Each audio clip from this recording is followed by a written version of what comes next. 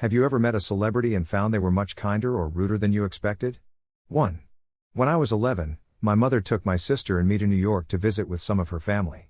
We stayed in Trump Tower, on one of the lower floors. One afternoon we went up to one of the top floors to get a look at the city. On our way down, the doors opened to the elevator and in walked Donald Trump and an assistant. I remembered seeing him on an episode of 2020 I think. I was a weird kid and watched a lot of non-kid shows, and said something like, "Hey, you're Donald Trump," and he turned and looked at me and said something like, "I sure am, are you staying in the hotel?" I told him I was, and asked for his autograph. His assistant produced a business card and a pen and he asked for my name and then signed it, bent down and shook my hand. Then he stood up and told my mom, sister and me he hoped we enjoyed our visit. We went to a Broadway show, and when we came back we had a complimentary meal in the restaurant at the hotel. 2.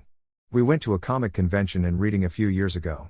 It was my wife, me, my son and my 9-year-old daughter. My daughter is autistic and got upset at the crowd, so my wife took her to the chill-out room. In the room was Danny John Jules, the cat from Red Dwarf. He saw how upset my daughter was and came to talk to her. He found out that one of her obsessions was dancing, so he spent over 15 minutes chatting to her about dancing and giving her tips, etc. By the end the staff were trying to get him to leave and told him, "You have to do a meet and greet with the fans," and he replied, "I am meeting and greeting a fan." Later he was coming off the stage and he saw her again and came over to ask how she was feeling. I have heard some bad things about him, but I can say he is genuinely caring and kind towards children.